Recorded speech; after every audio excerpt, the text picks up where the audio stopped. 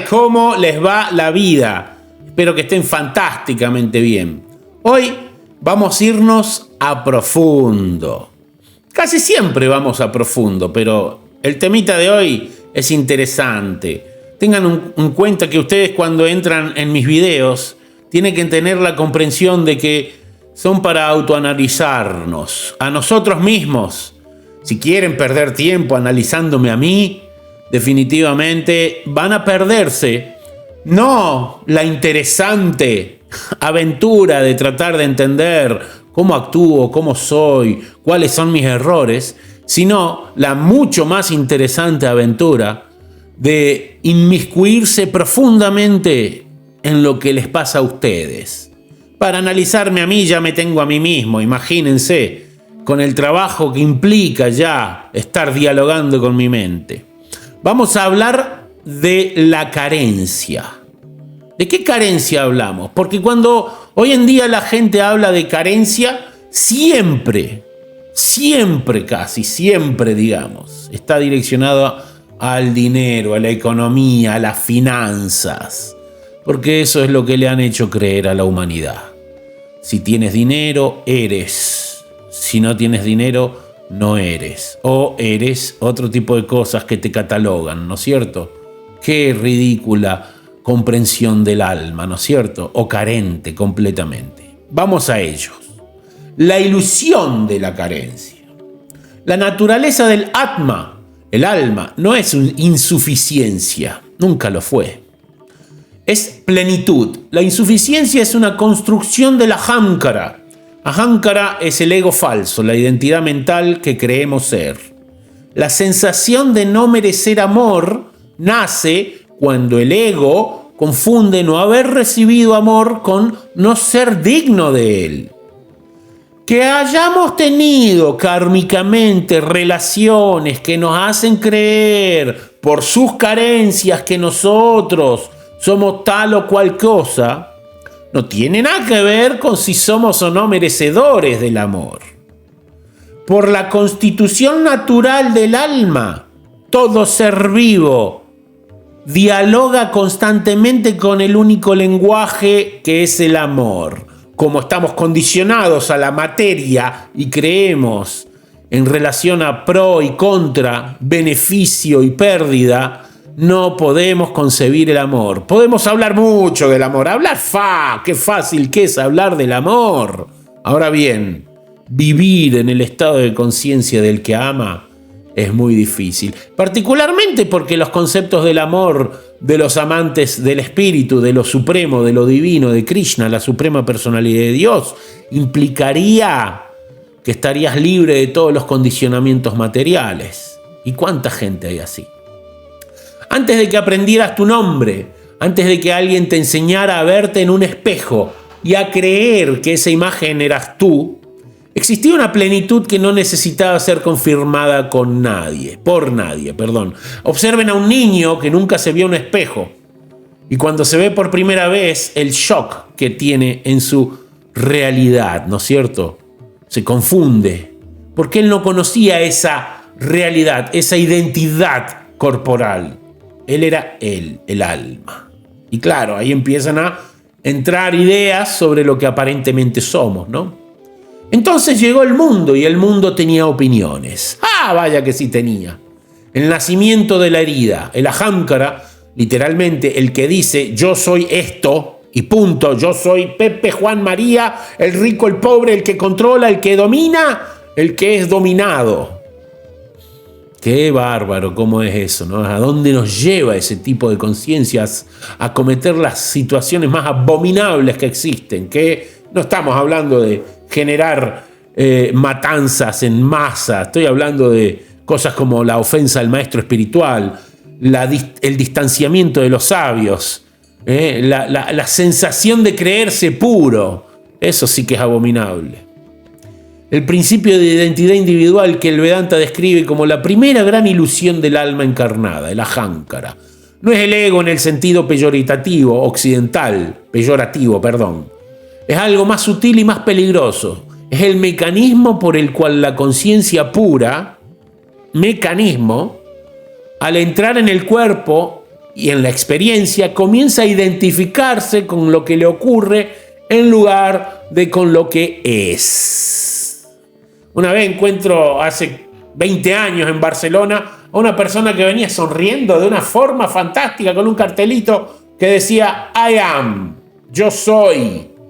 Y esto es como, y la risa, su lenguaje corporal era que él sí se sentía un ser y vivía en esa realidad. No sé si era verdad, pero lo que emanaba su lenguaje corporal definitivamente era eso. ¿Cuántos podemos decir eso? Salí a la calle y observaba a la gente. Todos están viviendo una dramatización, incluso el que se cree el gran puro, ¿no? Y lo que ocurre casi inevitablemente en los primeros años de vida es esto: el amor no llega de primera manera incondicional, porque los padres y las madres siempre estamos buscando algo a cambio, siempre estamos buscando alguna reciprocidad. No amamos, eso no es amor, eso es un negocio. Y todo el tiempo sucede. Se lo dice un padre y cualquiera que sea padre, si es un poquito sincero, lo va a saber. Llega con condiciones, con ausencias, con inconsistencias, a veces no llega. Y el niño que todavía no tiene las categorías conceptuales para entender que la limitación está en quien da, no en él como receptor, hace la única interpretación que su sistema nervioso puede procesar en ese momento. Si no me ama, es porque algo en mí no merece ser amado. Y no es que lo analice desde el concepto intelectual, filosófico de lo que la frase en sí explica, y que nuestro intelecto ya maduro y adulto puede procesar. Es en la idea energética que el niño, o nosotros cuando fuimos niños, procesamos naturalmente en ese estado, en esa situación, ¿no? Ahí, en ese instante, nace la carencia. Bienvenida carencia, pase nomás. La voy a instalar acá, en lo más profundo de mi inconsciente. No como verdad, como construcción de emergencia, como el intento desesperado de un sistema que necesita encontrar causalidad donde solo hay dolor. Porque si la razón está en mí, entonces tengo que hacer algo. Si me vuelvo suficientemente bueno, suficientemente pequeño, suficientemente visible o invisible, quizás el amor llegue. La carencia, paradójicamente, es una estrategia de control disfrazada de herida. Y se los dice quién en este momento está viviendo carencia por creencia. No voy a mentirles, yo no soy el más trascendental del planeta. Entiendo la teoría y bastante bien. Que soy condicionado, que me subyugan las circunstancias mentales tan bien como que entiendo la teoría. Y que incluso no me deja mi propio entendimiento de la teoría trascender las circunstancias que mi mente me está llevando de aquí para allá como si fuese un barrilete en medio de un tornado. Y a todos nos pasa lo mismo. El Bhagavad Gita 2.62 lo señala con una precisión que ningún libro de psicología ha superado. ¿Pero qué van a superar si la mayoría de las comprensiones están basadas en conceptos básicos relacionados a los cuerpos y a las identidades, no al alma? Dhyayato visayam punsa sangas tesupayayate sangasanyayate kama kama krodo viyayate. Al contemplar los objetos, contemplo los objetos, atentos que vamos a cambiar los objetos en un ratito, de los sentidos, objetos de los sentidos. Esto es un objeto que mis sentidos observan. En la persona se desarrolla el apego a ellos. De ese apego nace la lujuria. Y de la lujuria surge la ira, cuando no está satisfecha esa lujuria. Sustituye objetos por amor no recibido. ¿Qué tenés? La misma situación. Me apego, no recibo, me pongo enojado y lo veo constantemente en mí y en todos. Y tienes la genealogía completa del sufrimiento psicológico humano. La mente que no recibió amor se vuelca obsesivamente hacia la ausencia. ¡Ay, que nadie me quiere! Que no tengo a nadie, que no tengo amigos. Así estoy yo en este momento de mi existencia, creyendo esto. Cuando dejo de hacer el video, cuando empiezo a cometer mi realidad natural de la existencia, mi mente empieza a pensar porque estoy en la soledad. Estoy en la completa soledad, en un pueblo de 70 habitantes, sin gente que venga a visitarme, y así me siento. Mi única relación es con esta pantalla, con la computadora. Va a cambiar en breve, pero la realidad es esa. En cuanto estamos en una situación específica, la situación nos consume. Y es visible, por alguna razón mágica, divina, sublime de la suprema personalidad de Dios, me están poniendo en esta situación para un empuje hacia la trascendencia, creo yo. Me imagino. Voy a ser sincero. Considero que hay una limpieza funcionando intensamente. Eso es indiscutible. Y en todos. O sea, úsenme como un ejemplo para ver lo que le pasa al ser humano y cómo puede trascenderlo. Y cómo incluso teniendo todo el conocimiento le cuesta trascenderlo. ¿Por qué? Porque Sadhu Sangha es lo más importante que hay en toda realidad humana. Asociarse entre sabios. Y cuando no tenés mucha gente sabia para asociarte, porque hay gente que puede pasar lo mismo que yo, estando en un mundo de gente y no encuentra personas que puedan interactuar desde el punto de la inteligencia espiritual. Atentos. ¿Qué pasa en esa situación? Nace el apego a ser amado como condición de existencia. Nace el deseo compulsivo de obtener lo que faltó. Y cuando ese deseo no se satisface, porque ninguna cantidad de amor externo puede llenar el hueco que fue definido como constitutivo, nace la rabia, la depresión, la búsqueda sin fin en potes o vasos que no tienen nada porque no tienen una base para sostenerlo. Vas a seguir buscando porque estás buscando en lugares donde no se va a encontrar. Lo que la Ahamkara confundió. La confusión no es pequeña, es la confusión más costosa que un ser humano puede cometer. Y casi todos los cometen porque casi todos fueron formados en culturas que no enseñan la diferencia entre estas dos frases. No recibí amor, descripción de una experiencia relacional transitoria limitada por la capacidad del otro, no recibí del otro, o no merezco amor, declaración ontológica sobre la naturaleza del ser, falsa, absoluta e irrevocablemente falsa. El Ahamkara tomó la primera y la procesó como si fuera la segunda. O sea, no recibí amor por el otro que no supo amarme y, consecuentemente, no merezco amor. Hice una mezcla y consideré la ilusión como realidad. Desde ese día construyó una identidad entera sobre esa confusión. Una identidad que busca en cada relación la prueba de que la declaración es falsa. Buscamos a alguien que nos diga te quiero desesperadamente. ¿Y qué? Un audio de 10 segundos que te diga qué bien que me siento al lado tuyo, te veo como un amigo, como una amiga, qué bien me siento contigo. Llena como si hubiesen tocado campanas en tu mente y se haya despertado la alegría, la efusión. Ese es el nivel de la mente en su éxtasis falso. Esa declaración es falsa, no nos olvidemos. Pero que simultáneamente sabotea cada relación para confirmar que es verdadera, porque el sistema nervioso siempre prefiere la familiaridad del dolor conocido a la amenaza de lo desconocido. ¿Y qué es lo desconocido para una mente como la nuestra que está condicionada? El alma, el amor puro, la sinceridad, la empatía, la verdad. En un mundo donde todo cada día es más falso, más mentira, más distante. Todo el mundo ya tiene como mantra, si tenés 5 amigos, sos rico. ¿Por qué sucede todo eso? Yo me acuerdo que tenía muchísimos amigos cuando era joven. ¿Qué le pasó al mundo? Cada vez está sucediendo más esto de una forma más potente, más intrínseca, más adentro, más profundo en el inconsciente, y la gente cada vez más reacciona en relación a ese tipo de patrón de comportamiento, ¿no?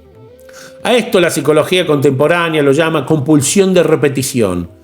Al Vedanta lo llama vasana, impresiones profundas grabadas en el campo mental que determinan patrones de percepción y comportamiento hasta que son vistas con suficiente claridad como para ser disueltas. Hasta que son vistas con suficiente claridad.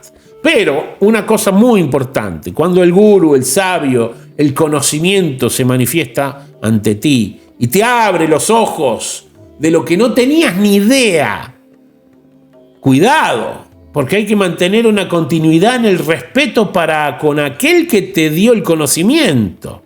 Eso es lo que Occidente no tiene ni idea de cómo interpretar y que en India y en Asia lo consideran algo sagrado. La relación con los sabios, no con los viejos, con los sabios. La jerarquía de la sabiduría es muy superior a la jerarquía de la edad. Cuando el alma está en conexión directa con personas sabias, con el gurú, con el maestro, con las escrituras, hay que respetarlos. En el principio en que uno empieza a cometer ofensas, empieza a destruir completamente su camino a la autorrealización e incluso puede considerar su mente que sigue practicándolo y que es un gran puro. Se ve normalmente y es muy habitual, principalmente en Occidente. No son lo mismo, pero apuntan al mismo fenómeno, desde ángulos distintos. La mente herida reproduce su herida porque la confunde con su identidad. Y ahí empezamos a confundirnos de una manera casi continua. La naturaleza real del alma. Y aquí, en este punto exacto, la sabiduría védica introduce la distinción más radical disponible para el ser humano. Tú no eres tu ahankara, pequeños saltamontes. Eres un niño aprendiendo a caminar. El Atma, el ser real, la conciencia pura que habita y anima toda experiencia, no tiene carencia porque no tiene ausencia. Es Satchitananda, existencia sin límite, conciencia sin oscuridad, bienaventuranza sin condición, no como aspiración, como naturaleza. Nuestra naturaleza es la completitud. Y claro, mientras deambulamos por nuestras propias carencias, no podemos vivir la esencia de lo que realmente somos. Como lo que ya era antes de toda historia, antes de toda herida, antes de toda interpretación que la ahankara haya hecho sobre lo que te ocurrió. Los Upanishads lo afirman sin concesiones. Prayanam Brahma, Aham Brahmasmi, Tattvam Nasi, Ayam Atma Brahma. La conciencia es Brahman, yo soy Brahman, tú eres eso. Este Atma es Brahman. ¿Qué quiere decir con esto? No está planteando que somos uno con el todo, no señor. 4 Mahavakyas, las 4 grandes sentencias que señalan hacia la misma verdad desde 4 ángulos. Lo que eres tú en tu raíz es idéntico a la totalidad de la existencia, o sea, estás compuesto con la misma esencia. No una parte, no un fragmento que necesita ser completado por otro fragmento, la totalidad misma, experimentándose desde un punto de vista particular, limitado por sus conceptos karmáticos. La insuficiencia no es una característica del alma, es una narrativa de la ahankara. Y la diferencia entre esas dos frases es la diferencia entre una vida de búsqueda compulsiva y una vida de presencia plena. Y ahí es donde está el punto. Y se conecta mucho con el 247 que dice: tienes derecho a tus acciones, pero no al resultado. Y cuando constantemente estamos buscando un resultado es porque no tenemos ni la más remota idea quién es la suprema personalidad de Dios y cuáles son sus leyes. Pero, mientras tanto, lo sé por experiencia mía propia, nos llenamos la boca de filosofía representando el papel del conocedor. ¿Por qué el amor externo no puede curar esto? Aquí está el punto que más resistencia genera, porque contradice el programa más profundamente instalado en la psiquis occidental. Ninguna cantidad de amor externo puede curar la herida de la carencia, porque la herida de la carencia no es un déficit relacional. No, aunque sí, atentos a esto, es una identificación errónea, pero el déficit relacional es que no tenemos la relación con lo divino. Ahí sí que se manifiesta esa carencia, por falta de una relación con la suprema personalidad de Dios, Krishna, y con todas las almas como momentáneas herramientas para poder hacernos comprender la eternidad del alma. La nuestra, la de ellos. Puedes recibir amor extraordinario, constante, genuino, y el ahankara herido lo procesará como confirmación temporal que necesita ser renovada constantemente. O lo rechazará porque algo así no puede ser para mí. O lo convertirá en dependencia aterradora porque ahora hay algo que perder. Yo viví todas esas y sigo viviéndolas, mientras que de vez en cuando me voy dando cuenta y trato de mejorar mi forma de interactuar con ese mundo, el mundo de la ilusión. Y a todos nos pasa lo mismo. El amor externo puede ser un espejo, puede ser una invitación, puede ser el contexto en el que la sanación se vuelve posible. pero no es la sanación misma. La sanación es el reconocimiento experiencial, no intelectual, de que la plenitud que buscabas afuera nunca estuvo ausente adentro. A ver si repetimos esto. La sanación misma. La sanación es el reconocimiento experiencial, vivencial, no intelectual, reconocimiento de que la plenitud que buscabas afuera estaba en ti. Cuando empezás a reconocer eso, puedes estar solo en medio de una montaña. El Bhagavad Gita 2.15 lo formula como imperativo de liberación. Yahina vyayate ate purusham purushardana sama dukkha dukkhas diram sukam diram somritaya kalpate. Oh tú, el mejor entre los hombres, Arjun, la persona que no se perturba ante la felicidad y la aflicción y que permanece estable en medio de ambas, es sin duda merecedora de la liberación. ¿Liberar qué? Liberar nuestra mente de la idea de que es una identidad y que es real esa identidad, el ahankara, y empezar a vivir como almas.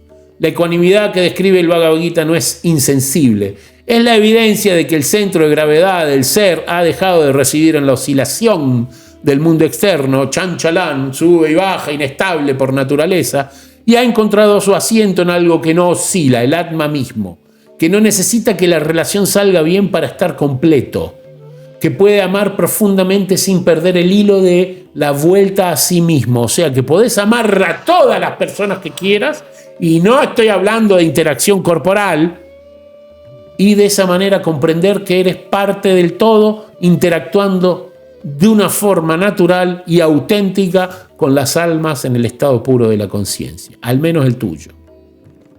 El camino de vuelta, la identificación con la carencia, no se deshace con afirmaciones positivas ni con años de buscar amor que confirme lo contrario. Se deshace con viveka, discernimiento, pero discernimiento vivencial.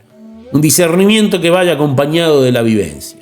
La capacidad de ver claramente la diferencia entre lo que eres y lo que la ahankara construyó sobre lo que te ocurrió.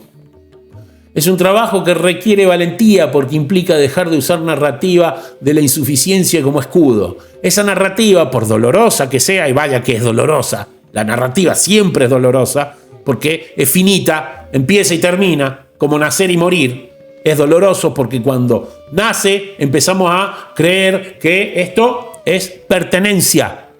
Y como muere, perdemos la pertenencia, sufrimos, ¿no? Como decía al principio, del objeto de los sentidos al apego a los objetos de los sentidos sale la lujuria, el deseo, el controlar, y después sale el sufrimiento, ¿no? Si no merezco amor, entonces nunca seré responsable de recibirlo. Si soy insuficiente por naturaleza, entonces estoy a salvo de la exigencia de vivir desde mi plenitud. ¡Qué locura! Esa narrativa, por dolorosa que sea, tiene una función. Repitamos. Si no merezco amor, entonces nunca seré responsable de recibirlo. Si soy insuficiente por naturaleza, entonces estoy a salvo de la exigencia de vivir desde mi plenitud. O sea que si me considero insuficiente, no tengo por qué vivir plenamente. Si no merezco, nunca seré responsable de recibir ese amor.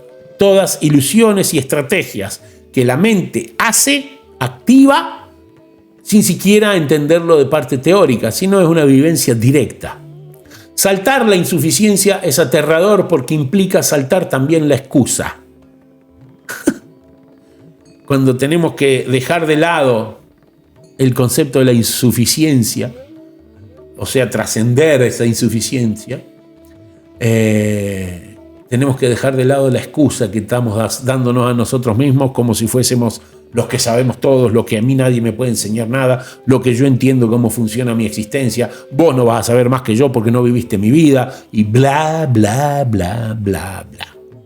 Todas mentiras del inconsciente que trata de hacer con que nosotros mantengamos, o que ese inconsciente se mantenga presencial como identidad de la ahankara, el ego falso. Y asumir lo que siempre fuiste, un atma completo, habitando temporalmente un campo de experiencia relacional diseñado para recordarte tu propia completitud. O sea, que esta vida que puede demorar 50, 60, 70, 10, 12, 15, 25 años, no es más que eso, ¿no? Un campo de experiencia relacional diseñado para recordarle su propia completitud al alma. Quieras o no aceptarlo, en cualquier momento de tu existencia. Cuando estás tranquilo y te haces el filósofo, o cuando te están acuchillando con sufrimientos que te parten el alma. Y vaya que parten el alma. No viniste a este mundo a ser completado por otro. Viniste a reconocer en el espejo del encuentro con el otro lo que nunca dejaste de ser.